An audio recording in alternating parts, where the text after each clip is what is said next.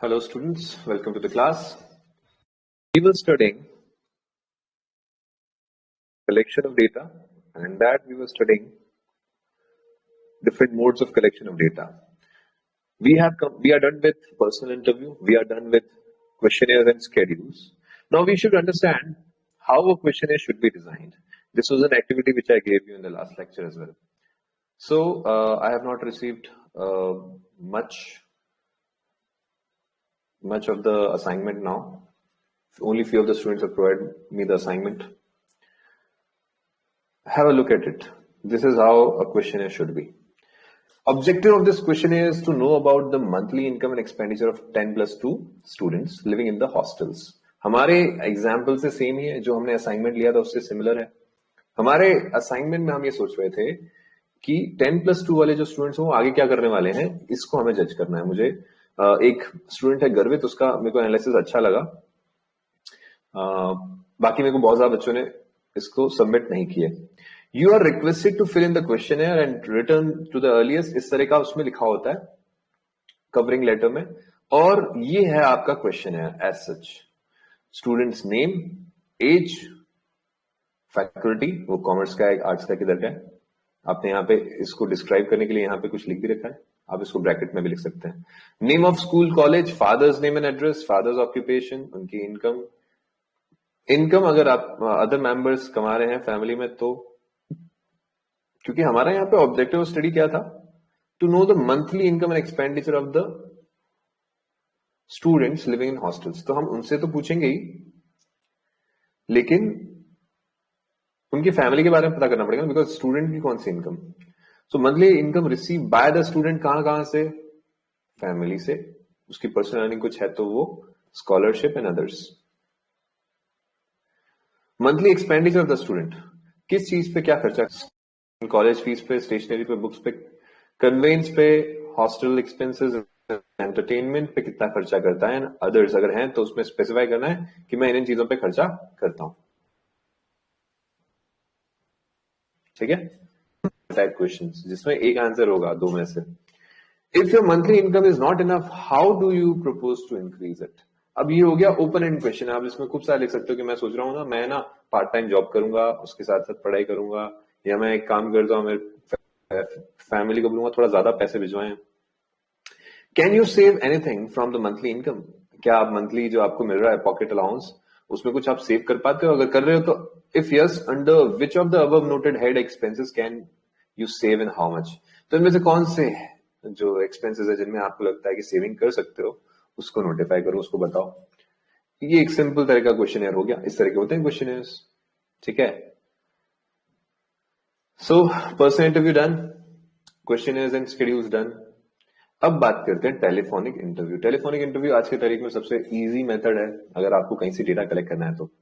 According to this method, the mode of data collection, the investigator seeks the desired information from respondents over the telephone. तो बहुत simple process है. इसको कैसे मैं बताऊं आपके लिए, कैसे नोट करूं भाई. एक होता है इन्फॉर्मेंट, ये इन्फॉर्मेंट सॉरी, एक होता है इन्वेस्टिगेटर, एक होता है रिस्पोंडेंट, है ना. ये तो नॉर्मल प्रोसेस है. एक होता है रिस्पोंडेंट. इन्वेस्टिगेटर रिस्पोंडेंट को कॉल करता है, फोन पे बात करते हैं लोग, ओवर अ कॉल बात कर रहे होते हैं ये लोग. बहुत गंदा सा फोन बनाया मैंने, पर कोई बात नहीं, समझ जाना. फोन पे बात करते हैं, फोन पे क्वेश्चन पूछता है, क्वेश्चन के आंसर हो जाता है. अब क्या फोन पे जब आप बात कर रहे हो तो आप थोड़ा सा इजी फील करते हो, आप स्ट्रेंजर से फोन पे बात कर लेते हो सकता है कोई स्ट्रेंजर आकर के आपसे क्वेश्चन पूछे तो आपको अच्छा नहीं लगे, लेकिन फोन पे ये चीज थोड़ी कंफर्टेबल हो जाती है. People do not feel embarrassed over call, right. थोड़ा एम्बेरसमेंट यहाँ कम होता है, इसलिए ये थोड़ा अच्छा तरीका है. साथ साथ में क्या, जब बहुत दूर लोग रहते हैं तो फोन सबसे आसान तरीका है डेटा कलेक्ट करने का. अब कॉल रेट्स इस तरह की हैं कि आप मंथली पैकेज पे जाते हो तो as such cost of calling is almost negligible, right. तो बहुत ही कॉस्ट एफिशिएंट मेथड है, आपका बहुत टाइम बच जाता है. This method carries all the advantages of personal investigation. जो पर्सनल इन्वेस्टिगेशन के जो भी सारे एडवांटेजेस है वो तो यहाँ होते ही हैं, जैसे ओरिजिनल होता है डेटा, रिलायबल होता है, एक्यूरेट होता है. ठीक है. ओरिजिनलिटी, एक्यूरेसी, रिलायबिलिटी तो होती है. इसके अलावा यहाँ पे एडिट एडवांटेज भी है. क्या है? It is much cheaper. बहुत सस्ता होता है. फोन कॉल में क्या कॉस्ट लगेगी, right. Besides, this method saves the respondent of personal embarrassment. Respondent को है ना कुछ भी पर्सनल एम्बेरसमेंट या अनकंफर्टेबल फील नहीं होता. अगर हो रहा है तो मना कर देंगे कि हम इंफॉर्मेशन नहीं देना चाहते. So it is easiest. So इसके भी कुछ डीमेरिट्स भी हैं. क्या है? अगेन फोन पे पर्सनल बायस हो सकती है, प्रिंसिपल की हो सकती है, जो कलेक्ट करने वाला बंदा है उसकी हो सकती है, और जो रिस्पोंडेंट है उसकी हो सकती है. किसी की भी बायसनेस हो सकती है. कलेक्ट करने वाला बंदा ये सोच सकता है कि मेरे को झूठ बताया जा रहा है तो मैं अपने हिसाब से उसको करेक्ट कर दूं. जो रिस्पॉन्ड करने वाला बंदा है वो सोचता है कि क्या पता किसने कॉल किया है तो मैं गलत इन्फॉर्मेशन दे दूं. So personal bias is a problem here. Personal bias is a principal demerit of this method. As in the case of personal interviews, जैसा पर्सनल इंटरव्यूज में होता है यहां पे भी वही है. दूसरा, लिमिटेड एक्सेस. क्यों? क्योंकि अगर ऐसी पॉपुलेशन है जिसके पास सेलफोन ही नहीं है या आपके पास उनके नंबर नहीं है तो इन दैट केस आप उनको अप्रोच नहीं कर पाओगे. सो आज की तारीख में देखें इंडिया में तो अच्छा खासा सेल्युलर नेटवर्क है, but we are not just talking about India, we are learning this subject in general for the world. So for those part of the world where people are so poor that they can't afford a cellphone, including India, आप उनका data collect नहीं कर पाओगे, right? Some respondents, particularly belonging to poor sections, may not own a telephone. ये problem है. मैं बोलता हूं उसके अलावा एक तीसरी प्रॉब्लम और है. आप फोन तो करोगे लेकिन बात कैसे करोगे? लैंग्वेज नहीं आती आपको उस एरिया की जिस एरिया में आपने कॉल किया है. If I start dialling to let's say Punjabi पिंड गांव, वहां पे मैं कॉल करके बात करने की कोशिश कर रहा हूँ. I am talking in normal Hindi और इंग्लिश, बट जिन्होंने फोन उठाया उनको सिर्फ पंजाबी आती है, तो हम लोग दोनों एक दूसरे की बात नहीं समझ पाएंगे. That will be a conflict, और वो एक ऐसा बैरियर हो जाएगा जिसकी वजह से मैं इंफॉर्मेशन कलेक्ट नहीं कर पाऊंगा. ठीक है सर, आसान है तो सबसे आसान है. Telephonic interview is the easiest. अब बात करते हैं कि हमने ये फील्ड सर्वे करना है, उसकी कुछ प्रिंसिपल स्टेप्स होने चाहिए कि हम क्या क्या कैसे कैसे फॉलो करेंगे. जो भी मेथड में चूज करूंगा वो चूज करने के बाद मैं कैसे क्या करूंगा देखते हैं. While planning a field survey, you are required to focus on the following steps. ये एक्स्ट्रा पोर्शन है जो हम पढ़ रहे हैं, ठीक है, फॉर नॉलेज पर्पज ओनली. पहला, design question with utmost care and be sure that अगर आप क्वेश्चन बना रहे हो तो ये देखो कि क्वेश्चन कैसा हो, बहुत ज्यादा लंबा नहीं हो, रीजनेबल लेंथ का हो. मैं बताया था आपको लास्ट लेक्चर में 600 क्वेश्चन ऐसे मत पूछ लेना भाई. आप इतने क्वेश्चन पूछिए जितना रीजनेबल इंफॉर्मेशन लेने के लिए जरूरी है, साथ में रिस्पोंडेंट को अनकंफर्टेबल ना हो. दूसरा, it includes only precise and short question. ज्यादातर आप क्या करना, छोटे छोटे क्वेश्चन रखना. आपने उसमें है ना 7 क्वेश्चन डाल दिए जो ओपन एंड है और पैराग्राफ दे दिए.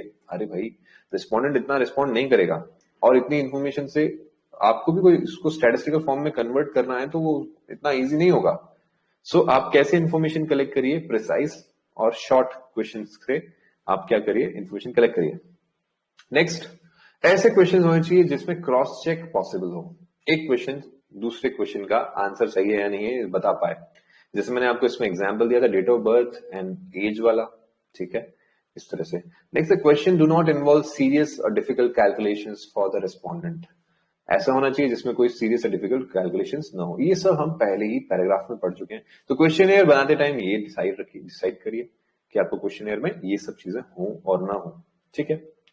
Next, decide the mode of inquiry. किस तरह से लोगे? डायरेक्ट पर्सनल इन्वेस्टिगेशन करोगे, इनडायरेक्ट ओरल इन्वेस्टिगेशन करोगे, टेलीफोनिक इंटरव्यू करोगे, करस्पॉन्डेंट से इंफॉर्मेशन मंगाओगे, मेल क्वेश्चन करोगे, एन्यूमरेटर मेथड से कलेक्ट करोगे. क्या मेथड आप अपनाओगे वो आपको देखना है. Arrange a proper training programme. अगर आप एन्यूमरेटर्स वगैरह से किसी से करवा रहे हो तो आप क्या करो, उनके लिए ट्रेनिंग प्रोग्राम रखो, उनको ट्रेन करो, उनसे पायलट सर्वे करवाओ, तो जाकर के आपका एक्चुअल सर्वे अच्छा जाएगा. आप उनके ट्रेनिंग में एक्सप्लेन करो कि हम क्यों डेटा कलेक्ट कर रहे हैं, जिससे उनको सीरियसनेस पता पड़े कि किस चीज से क्या गड़बड़ हो सकती है. And also the nature of various questions in the questionnaire. कि क्वेश्चनर में जो क्वेश्चंस हैं वो क्या जानने के लिए हम पूछ रहे हैं, उसका डेटा किस फॉर्म में होना चाहिए, कितने डेसिमल प्लेसेस तक लिखना, कितना प्रिसाइज होना चाहिए, वगैरह वगैरह. और एक जो सबसे इंपॉर्टेंट स्टेप है वो है conduct a pilot survey. Pilot survey क्या होता है, मैंने आपको बताया, एक स्मॉल प्रिलिमिनरी इन्वेस्टिगेशन होता है जहां पे फील्ड बहुत बड़ा है ना, तो आप क्या करते हो, उसकी टेस्ट ट्रायल रन करे. तो आप इतनी बड़ी रिस्क नहीं ले सकते कि आप जो भी तैयारियां आपने करी हैं उसको डायरेक्टली आप क्या कर दें, ग्राउंड पे ले आए, ऐसा नहीं करते। हम क्या करते हैं, छोटा एक प्लान बना करके छोटे एरिया पे एक सर्वे करते हैं ट्रायल रन के लिए। उससे टीम में कॉन्फिडेंस आता है, आपके एनिमेटर्स समझेंगे कि हाँ वाकई में फील्ड पे क्या चैलेंजेस है। आप उनके साथ डिस्कस करके वापस ट्रेन करके वो प्रॉब्लम्स को हटाने की कोशिश करोगे। So pilot survey is very important. होता क्या है, बताया मैंने, it is a try out survey. It is a try-out survey covering a small sample, a very small sample of universe of your study.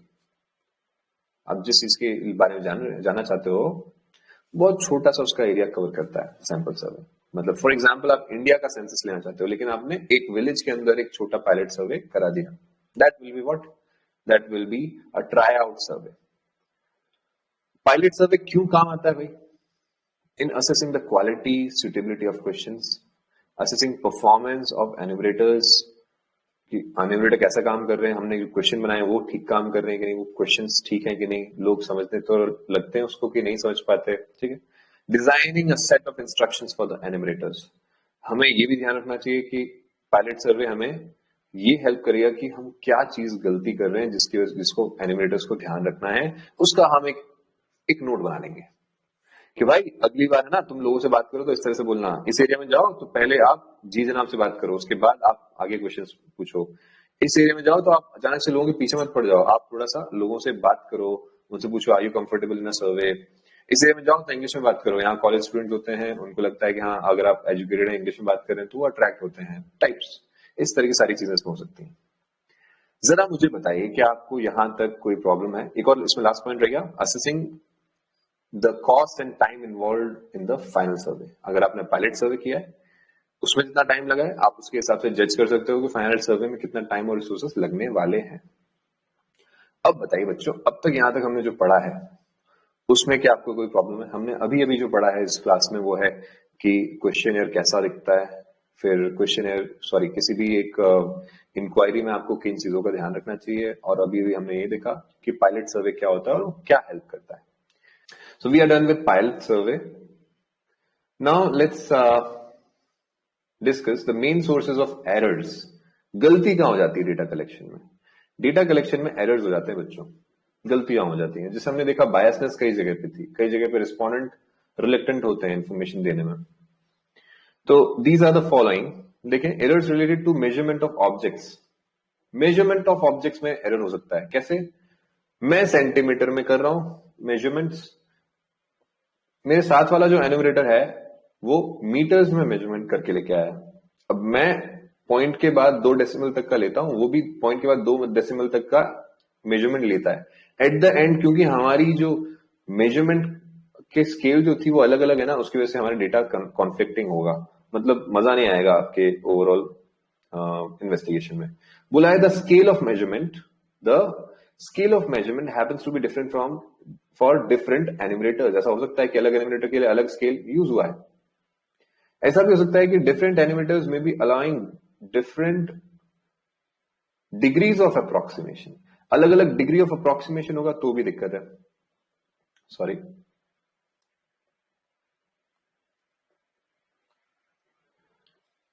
मैं पॉइंट के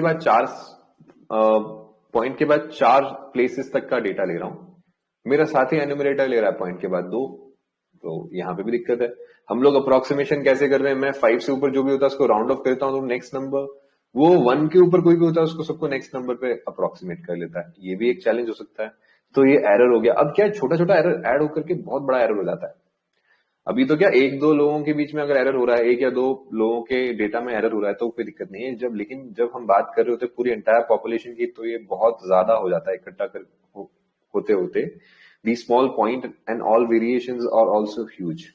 अगला है error occurring due to wrong responses.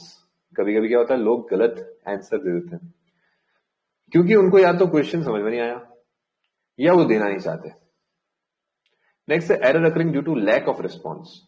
कोई response दिया ही नहीं, हमने 5 question दिए थे, पूछे थे, उसमें 2 का आंसर दिया है सिर्फ।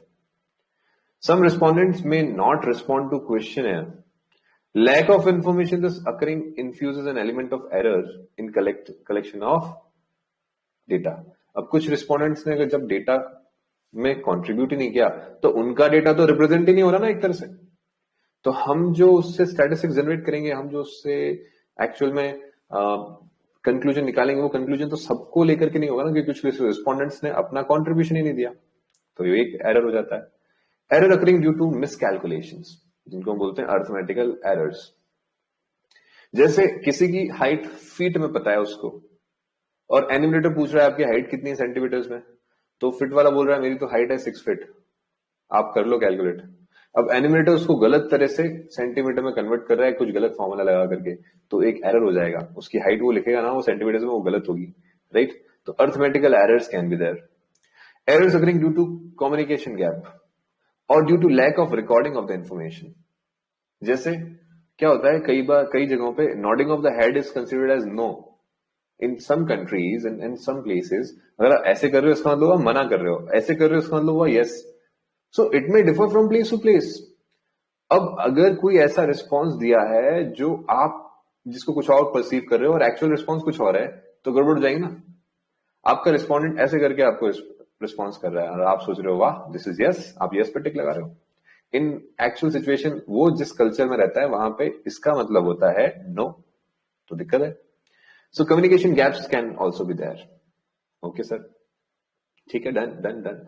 प्राइमरी डेटा पूरा खत्म हो गया। अब बात करते हैं सेकेंडरी डेटा के कलेक्शन की। सेकेंडरी डेटा कलेक्ट करना है तो दो तरीके हैं। सेकेंडरी डेटा आपको याद होगा, सेकेंडरी डेटा में क्या होता है, this is not original, not original, it is not original. Secondary data is second hand, right, second hand, it is already collected. इस तरह की सारी बातें हमने सेकेंडरी डेटा के बारे में करी है, सही बात है सर। तो इसी सेकेंडरी डेटा की बात करें कि इनको कहां से कलेक्ट करोगे। अब तक हमने जो मेथड पढ़े, कौन से पर्सनल इंटरव्यू पढ़ा, या क्वेश्चन एंड शेड्यूल पढ़ा, या टेलीफोनिक इंटरव्यू पढ़ा, ये सारे मेथड्स प्राइमरी डेटा को कलेक्ट करने के लिए यूज होते हैं। मतलब अगर मैं यहां पे डेटा कलेक्शन की बात करूं, डेटा कलेक्शन मेथड्स, तो बच्चों उसमें पहला मेथड हो गया फॉर प्राइमरी डेटा के लिए, for primary data.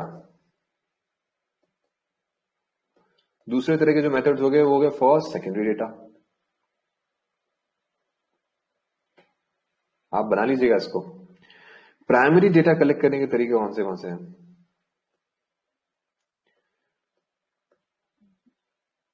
Personal interview, और I should say interview method.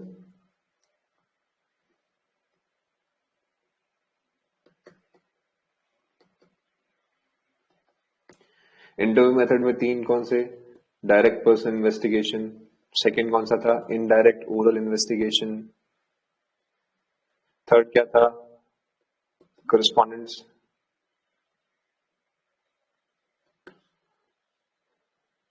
ये हुआ हमारा कौन सा मेथड, इंटरव्यू मेथड। दूसरा मेथड कौन सा था, क्वेश्चन एंड शेड्यूल।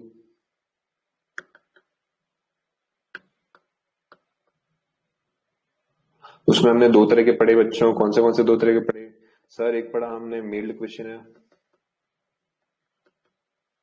और दूसरा हमने पढ़ा एन्यूमरेटर्स मेथड।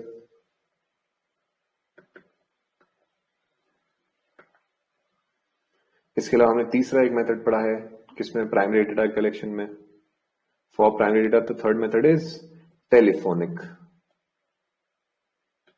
ठीक है, ये हो गए सारे किसके, प्राइमरी डेटा के। उसके हमने ये देख लिया हर मेथड का कहां एप्लीकेशन, कहां स्कोप है, कहां पे क्या उसके एडवांटेजेस हैं, क्या डिसएडवांटेजेस हैं, वी हैव स्टडीड दैट। अब बात कर रहे हैं हम सेकेंडरी डेटा की। तो सेकेंडरी डेटा कलेक्ट करने के दो तरीके होते हैं बच्चों, कौन से दो तरीके। फर्स्ट इज पब्लिश्ड सोर्सेस, जो लोगों ने कलेक्ट करने के बाद अवेलेबल करा रखे हैं, पब्लिश कर रखे हैं, पब्लिश्ड सोर्सेस। दूसरे होते हैं अनपब्लिश्ड सोर्सेस।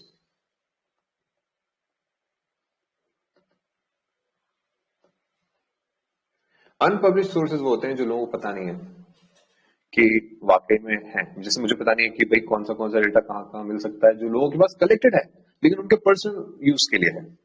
जैसे मैं बात करता हूं आपके स्कूल के रिकॉर्ड्स, आपके बारे में जो है कि आप कौन है, आपके पेरेंट्स का नाम क्या है, आपके फोन नंबर क्या है, क्या ये पब्लिश सोर्सेज हैं? नहीं सर, ये अनपब्लिश सोर्सेज हैं। लेकिन क्या पहले से डेटा कलेक्ट कर रखा है किसी ने? हाँ, कर रखा है। सो ये दो तरह के हमारे सेकेंडरी डेटा के सोर्सेज होते हैं, published and unpublished. Let's see. Published sources. Some of the published sources of secondary data are government publications. सरकारी पब्लिकेशन सबसे बड़ा अच्छा तरीका है किसका, सेकेंडरी डेटा को गैदर करने का। गवर्नमेंट पब्लिश करती है बहुत सारे जर्नल्स में, बहुत सारे गजेटीज में, इस तरह से वो क्या करती है, बहुत सारा डेटा पब्लिश करती है, पब्लिक को अवेलेबल कराती है। Ministry of central and state governments in India publish a variety of statistics as their routine activity. As these are published by government, data are fairly reliable, क्योंकि data government collect कर रही है तो उस पर भरोसा पूरा किया जा सकता है। Some of the notable government publications on statistics are Statistical Abstract of India. ये वो journals हैं जो government publish करती है, आप इनको search कर सकते हो online. Statistical Abstract of India, Annual Survey of Industries, Agricultural Statistics of India, Report on Currency and Banking, Labour Gazette, Reserve Bank of India Bulletin, IBM का बुलेटिन। तो इस तरह के बहुत सारे बुलेटिन, गैजेटी, या मैं बोलूं कि जर्नल्स, इतने सारे होते हैं जो गवर्नमेंट इशू करती है टाइम टू टाइम। उसमें बहुत सारी पब्लिश्ड इंफॉर्मेशन होती है, वो सबको अवेलेबल है, आपको, मुझे, सबको। ऑनलाइन सर्च करोगे मिल जाएगा ये सब। Next, semi government publications. तो गवर्नमेंट तो करी रही है, उसके गवर्नमेंट के अलावा भी कुछ बॉडीज हैं जिनको बोलते हैं सेमी गवर्नमेंट बॉडीज। जैसे आपकी म्युनिसिपैलिटी होती है स्टेट, अपने सिटी की, वो सेमी गवर्नमेंट बॉडी होती है। वो गवर्नमेंट का कुछ हिस्सा होता है, कुछ ऑटोनॉमस भी होती है, वो अपने खुद के हिसाब से काम करती है। Such as municipalities and metropolitan councils, these publish data relating to education, to health, to births, to deaths. तो आप जिस सिटी में, आपकी म्युनिसिपैलिटी में, आपको इस तरह का सारा डेटा मिल जाएगा। These data are also fairly reliable and useful, क्योंकि एक तरह से गवर्नमेंट एजेंसी ही इसको कलेक्ट कर रही है, सेमी गवर्नमेंट एजेंसी इसको कलेक्ट कर रही है, so they are also reliable. Next है report of committees and commissions. ये कमिटी और कमीशन कभी कभी गवर्नमेंट फॉर्म करती है, किसके लिए, एक स्पेसिफाइड पर्पस के लिए। तो स्पेसिफाइड पर्पस के लिए एक ग्रुप बनाती है एक्सपर्ट लोगों का, उसको बोलते हैं कमिटी। वो कमिटी उस काम के लिए जब उस चीज के लिए काम करेगी ना, तो वो डेटा कलेक्ट करेगी, ऑब्वियसली बात है, और उसको बताएगी भी लोगों को कि हमने ये डेटा कलेक्ट करा है और हमारे हिसाब से ये ऑब्जर्वेशंस है। So committees and commissions appointed by the government also furnish a lot of statistical information in their reports. जैसे हुआ फाइनेंस कमीशन, जैसे हुआ मोनोपोलीज कमीशन, जैसे प्लानिंग कमीशन, ये सब नोटेबल कमीशन हैं जो हमेशा रहते हैं, स्टैंडिंग रहते हैं, मतलब ये काम करते रहते हैं और डेटा भी कलेक्ट करते रहते हैं। तो ये ऐसी इंफॉर्मेशन सप्लाई कर सकते हैं और पब्लिश करते हैं अपने डेटा को, ठीक है। नेक्स्ट है पब्लिकेशंस ऑफ ट्रेड एसोसिएशंस। क्या होता है ना कि इंडस्ट्रीज का काफी सारा डेटा कलेक्ट करके कुछ एसोसिएशंस क्या करते हैं, उसको पब्लिश करते हैं, जिससे इंडस्ट्री के लोगों को जानकारी रहे हो क्या रहा है, ठीक है। सो of the big trade associations through their statistical and research division collect and publish data. जैसे एग्जांपल के लिए शुगर मिल्स एसोसिएशन पब्लिश करता है शुगर के बारे में डेटा, कि हाँ कितना शुगर का प्रोडक्शन हुआ है, कौन से स्टेट में कितना कितना हुआ है, उसमें कितना इनपुट कहां से लिया गया, मतलब इस तरह की जो भी इंफॉर्मेशन इंडस्ट्रीज को चाहिए हो सकती है, जिससे वो फ्यूचर प्रिडिक्ट कर सके या देख सके हम किस स्पेस में हैं, कितना बड़ा मार्केट है, हम कहाँ ठहरते हैं, ये सारी चीजें पता करने के लिए ये ट्रेड एसोसिएशंस क्या करते हैं, डेटा को पब्लिश करते हैं। नेक्स्ट है पब्लिकेशन ऑफ रिसर्च इंस्टीट्यूट्स। कई सारे रिसर्च इंस्टीट्यूट्स होते हैं जो स्टूडेंट्स को रिसर्च में पार्टिसिपेट करवाते हैं, लोगों को पीएचडी डिग्रीज अवार्ड करते हैं, जैसे Indian statistical institute, national council of applied economic research. ये सब लोग क्या करते हैं, पब्लिश करते हैं variety of statistical data on a regular feature. ये लोगों की रिसर्च को पब्लिश करते रहते हैं अपने जर्नल्स में। Again this is a published source. फिर जर्नल्स एंड पेपर। ये जर्नल एंड पेपर की बात क्या है, ये रिसर्च जर्नल है, जैसे इकोनॉमिक टाइम्स। इकोनॉमिक टाइम्स में कोई खबर आ रही है तो उसमें डेटा ज्यादा होता है कि बिजनेस से रिलेटेड ये इंफॉर्मेशन है। मैगजीन्स होती है जैसे commerce, facts for you, Forbes की मैगजीन वगैरह, उनमें सब में आपको क्या मिल जाएगा, डेटा मिल जाएगा, पब्लिश्ड है सब कुछ। Publication of research scholars. ये रिसर्च स्कॉलर्स मतलब मैं बात कर रहा हूँ स्टूडेंट्स ऑफ पीएचडी और स्टूडेंट्स ऑफ एमफिल।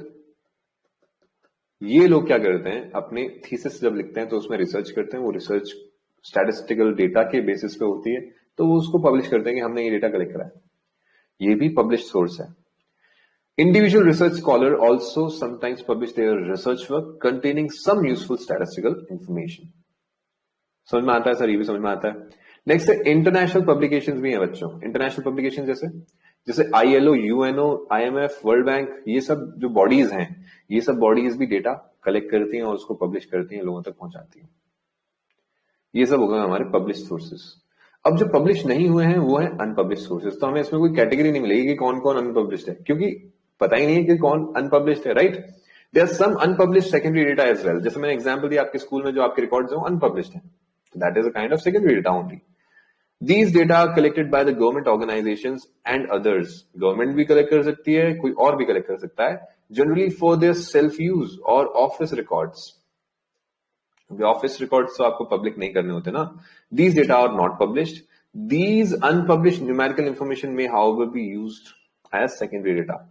जिस इंसान ने इसको कलेक्ट किया है, आप उससे रिक्वेस्ट करेंगे तो हो सकता है कि वो आपको ये डेटा प्रोवाइड करा दे। उसको क्या बोलते हैं अपन? Unpublished sources.